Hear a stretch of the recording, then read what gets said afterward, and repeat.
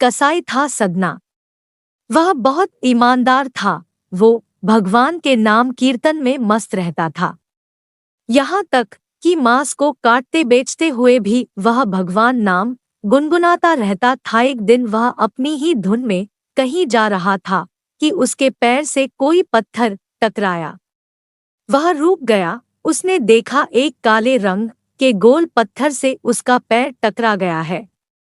उसने वह पत्थर उठा लिया व जेब में रख लिया, यह सोचकर कि यह मांस तोलने के काम आएगा। वापस आकर उसने वह पत्थर मांस के वजन को तोलने के काम में लगाया। कुछ ही दिनों में उसने समझ लिया कि यह पत्थर कोई साधारण नहीं है।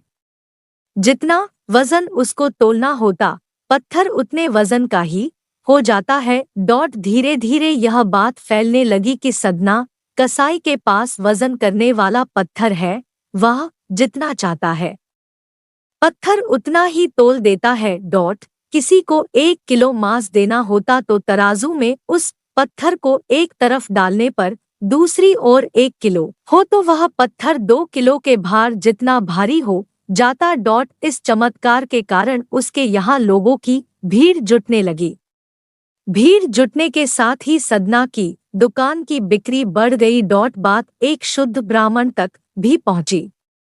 हालांकि वह ऐसी अशुद्ध जगह पर नहीं जाना चाहता थे जहां मांस कटता हो व बिकता हो, किंतु चमत्कारिक पत्थर को देखने की उत्सुकता उसे सदना की दुकान तक खींच लाई। दूर से खड़ा वह सदना कसाई को मीट तोलते देखने लगा। उसने देखा कि कैसे वह पत्थर हर प्रकार के वजन को बराबर तोल रहा था। ध्यान से देखने पर उसके शरीर के रोए खड़े हो गए। भीड़ के छटने के बाद ब्राह्मण सदना कसाई के पास गया। ब्राह्मण को अपनी दुकान में आया देखकर सदना कसाई प्रसन्न भी हुआ और आश्चर्यचकित भी। बड़ी नम्रता से सदना ने ब्राह्मण को बैठने के लिए स्थान दिया और पूछा कि वह उनकी क्या सेवा कर सकता है। ब्राह्मण बोला, तुम्हारे इस चमत्कारिक पत्थर को देखने के लिए ही मैं तुम्हारी दुकान पर आया हूँ, या यूं कहें कि ये चमत्कारी पत्थर ही मुझे खींचकर तुम्हारी दुकान पर ले आया है। बातों ही बातों में उन्होंने सदना कसाई को बताया कि जिसे पत्थर समझकर वो मांस तोल रहा है, वास्तव में वो शालिग्राम जी है, जो कि भगवान का स्वरूप होता है। शालिग्राम जी को इस तरह गलगते मांस के बीच में रखना व उनसे मांस तोलना बहुत बड़ा पाप है। सदना बड़ी ही सरल प्रकृति का भक्त था।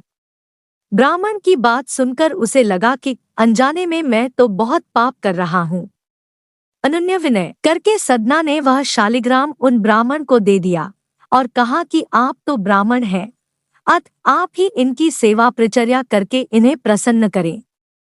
मेरे योग्य कुछ सेवा हो तो मुझे अवश्य बताएं।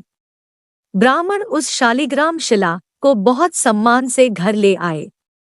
घर आकर उन्होंने श्री शालिग्राम को स्नान करवाया, पंचामृत से अभिषेक किया व पूजार्चना आरंभ कर दी। कुछ दिन ही बीते थे कि उन ब्राह्मण के स्वप्न में श्री शालिग्राम जी आए व कहा, हे ब्राह्मण, मैं तुम्हारी सेवाओं से प्रसन्न हूँ, किंतु तुम मुझे उसी कसाई के पास छोड़ आओ। स्वप्न में ही ब्राह्मण ने कारण पूछा तो उत्तर मिला कि तुम मेरी अर्चना पूजा करते हो, मुझे अच्छा लगता है, परंतु जो भक्त मेरे नाम का गुणगान कीर्तन करते रहते हैं, उनको मैं अपने आप को भी बेच देता हूँ।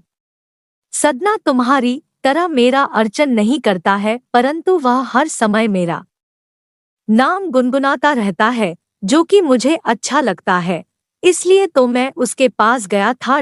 ब्राह्मण अगले दिन ही सदना कसाई के पास गया व उनको प्रणाम करके सारी बात बताई व श्री शालिग्राम जी को उन्हें सौंप दिया। ब्राह्मण की बात सुनकर सदना कसाई की आंखों में आंसू आ गए। मन ही मन उन्होंने मांस बेचने खरीदने के कार्य को तिलांजलि देने की सोची और निश्चय किया कि यदि मेरे ठाकुर को कीर्तन पसंद है तो मैं अधिक से अधिक समय नाम कीर्तन ही करूँगा।